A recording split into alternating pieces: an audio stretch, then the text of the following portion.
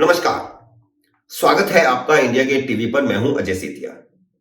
मित्रों, दिल्ली नगर निगम की पहली बैठक में जो कुछ हुआ वह आप टीवी चैनलों पर देख चुके हैं, अखबारों में भी पढ़ लिया होगा और हिंसा की वे तस्वीरें भी आप देख चुके हैं। सवाल यह है कि नगर निगम में स्पष्ट बहुमत होने के बावजूद आम आदमी पार्टी ने हंगामा क्यों किया।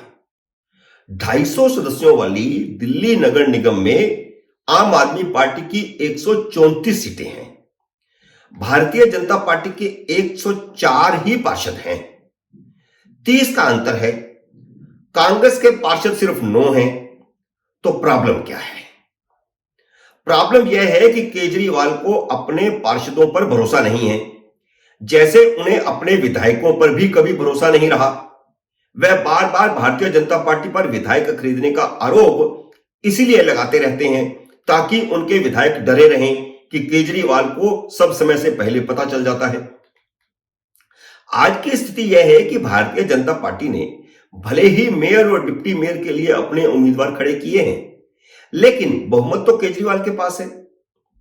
मेयर चुनाव में 250 चुने हुए पार्षदों के अलावा दिल्ली के 7 लोकसभा सांसद और 3 राज्यसभा सांसद भी वोट करते हैं। तो भारतीय जनता पार्टी के 7 सांसद हैं और 3 राज्यसभा सांसद जो हैं वो आम आदमी पार्टी के हैं। तो यहां पर भी सिर्फ 4 का अंतर पड़ता है। इसके अलावा जो आम आदमी पार्टी को और बहुमत के नजदीक ले जाती है वह बात यह है कि विधानसभा से भी 14 विधायक नियुक्त किए जाते हैं जिन्हें वोट का अधिकार होता है, और विधानसभा के स्पीकर ने उन 14 विधायकों को नियुक्त कर दिया है, जिनमें से 13 आम आदमी पार्टी के हैं और 1 भारतीय जनता पार्टी का है। इस तरह 274 के जो वोटर हैं जिनको मतदान का अधिकार है, उनमें बहुमत का आंकड़ा 138 का है। भारतीय जनता पार्टी इस आंकड़े से बहुत दूर है, जबकि आम आदमी पार्टी के पास 150 अधिकृत वोटरों के साथ पूर्ण बहुमत है। जिस तरह राज्यसभा में राष्ट्रपति 12 सदस्यों को मनोनीत करते हैं या विभिन्न विधानसभाओं में एंग्लो इंडियन मनोनीत होते हैं, उसी तरह दिल्ली की नगर निगम में भी विभिन्न विषयों के 10 विशेषज्ञ एल्डरमैन के तौर पर पार्षद नियुक्त होते हैं।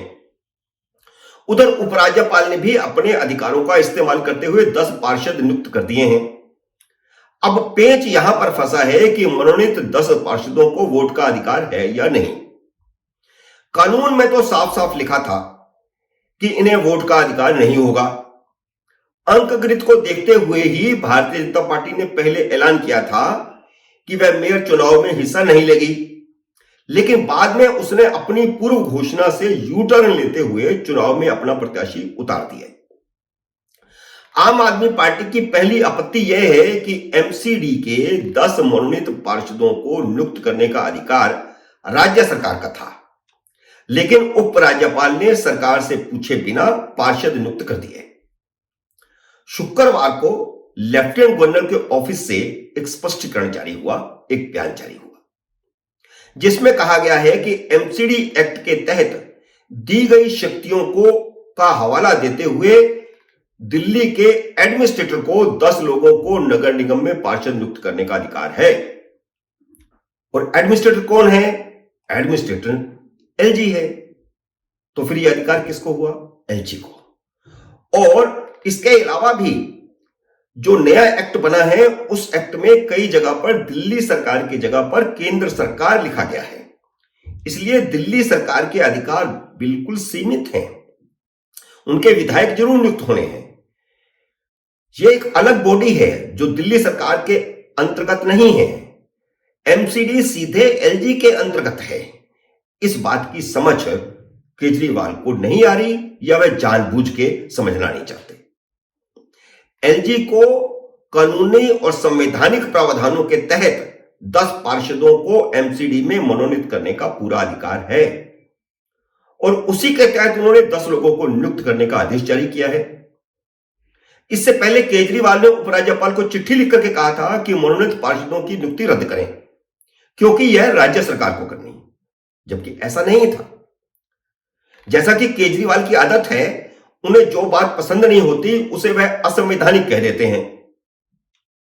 उपराज्यपाल को लिखी चिट्ठी में भी उन्होंने नियुक्तियों को असंवैधानिक कहा था, जबकि उपराज्यपाल ने एक्ट के मुताबिक ही नियुक्तियां की थी। इतना ही नहीं बल्कि 2022 के संशोधन एक्ट में कई जगह पर संशोधित करके वहां पर दिल्ली सरकार की जगह पर केंद्रीय सरकार लिख दिया गया है। इसलिए जैसा कि मैंने पहले कहा, एमसीडी दिल्ली सरकार के अंतर्गत नहीं आती, लेकिन केजरीवाल ये समझते हैं कि सब कुछ उनके अंतर्गत आता है और इस संबंध में कई बार हाईकोर्टों के फैसले भी उनके खिलाफ आ चुके हैं। जैसे एलजी के अधिकारों को लेकर के हाल ही में हाईकोर्ट का एक फैसला आया था, बाद में सुप्रीम कोर्ट का फैसला भी आया। आम आदमी पार्टी की दूसरी आपत्ति यह है कि उपराज्यपाल ने भारतीय जनता पार्टी के सदस्यों को एल्डरमैन नियुक्त किया है। तो जिस दिल्ली नगर निगम एक्ट 1957 के अंतर्गत 10 एल्डरमैन या पार्षद नियुक्त किए गए हैं, उस एक्ट में कहीं नहीं लिखा कि राजनीतिक दल के सदस्य मनोनीत नहीं किए जा सकते, कोई पाबंदी नहीं। आम आदमी पार्टी का तीसरा आरोप यह है कि उपराज्यपाल ने मनोनीत पार्षदों को मेयर और डिप्टी मेयर के चुनाव में वोट का अधिकार दे दिया है। अब इस मुद्दे को समझने की जरूरत है। 2015 में एमसीडी 3 हिस्सों में बटी हुई थी। हर एमसीडी में 10-10 एल्डरमैन नियुक्त किए जाते थे। अभी तो एक एमसीडी है तो 10 ही नियुक्त किए गए हैं, पहले 30 नियुक्त होते थे। लेकिन वे किसी भी चुनाव में वोट नहीं कर सकते थे, यह एक्ट में भी लिखा है। उस समय तत्कालीन एल्डरमैन और कांग्रेस की नेता ओनिका मल्होत्रा ने दिल्ली हाईकोर्ट में केस दाखिल करके वोटिंग का अधिकार मांगा था। अब केजरीवाल कहते हैं कि राजनीतिक नेताओं को नियुक्त कर दिया, राजनीतिक कार्यकर्ताओं को नियुक्त कर दिया, लेकिन यह तो पहले भी होता रहा है। अभी मैंने बताया जैसा कि आपको कि 2015 में कांग्रेस की नेता ओनिका मल्होत्रा थी एल्डरमैन। दिल्ली हाईकोर्ट ने उनकी याचिका पर 27 अप्रैल 2015 में एल्डरमैन को वार्ड कमेटी और स्थायी समिति के चुनाव में वोटिंग का अधिकार दिया था। यह फैसला हाईकोर्ट का है। आम आदमी पार्टी इसी से कुपित है, क्योंकि स्थायी समिति ही महत्वपूर्ण होती है। अगर स्थायी समिति के सभी 6 सदस्य आम आदमी पार्टी के नहीं चुने गए तो वह वैसी मनमानी नहीं कर पाएगी जैसी विधानसभा के माध्यम से दिल्ली में करती रही है। इसी कारण आम आदमी पार्टी यह आरोप लगा रही है कि उपराज्यपाल की ओर से मनोनीत पार्षद विकास कार्यों में बाधा डालेंगे। जो मर्जी आए वो बयानबाजी होती है। पहले ही डर है एक, वो बाधा डालेंगे। तो उनको डर है कि उनके पार्षद खुद के भारतीय जनता पार्टी से मिल जाएंगे और उनके पार्षदों को स्थायी समिति का सदस्य बनवा देंगे। ये एक डर बना हुआ है। आम आदमी पार्टी को डर यह भी है कि दिल्ली हाईकोर्ट के आदेश को आधार बनाकर उपराज्यपाल ने कहीं मनोनीत पार्षदों को मेयर और डिप्टी मेयर के चुनाव में वोट का अधिकार तो नहीं दे दिया। हालांकि ऐसा संभव नहीं है। शुक्रवार को एमसीडी के मेयर, डिप्टी मेयर और स्थायी समिति के 6 सदस्यों का चुनाव होना था। अपने डर के चलते आम आदमी पार्टी ने शुक्रवार को हंगामा किया, जबकि यह कानूनी मसला है। अगर उपराज्यपाल ने ऐसा किया भी है कि एल्डरमैन को वोट का अधिकार दिया है, तो उसे हाईकोर्ट में चुनौती दी जा सकती है, क्योंकि नए एक्ट में भी ऐसा कोई प्रावधान नहीं किया गया कि उन्हें वोट का अधिकार होगा। तो इसलिए एलजी एक्ट से बाहर नहीं जा सकते। हालांकि अगर उपराज्यपाल ने हाईकोर्ट के फैसले को आधार बनाकर मनोनीत पार्षदों को वोटिंग का अधिकार दे भी दिया है, तो भी भारतीय जनता पार्टी का मेयर या डिप्टी मेयर तो नहीं बनता।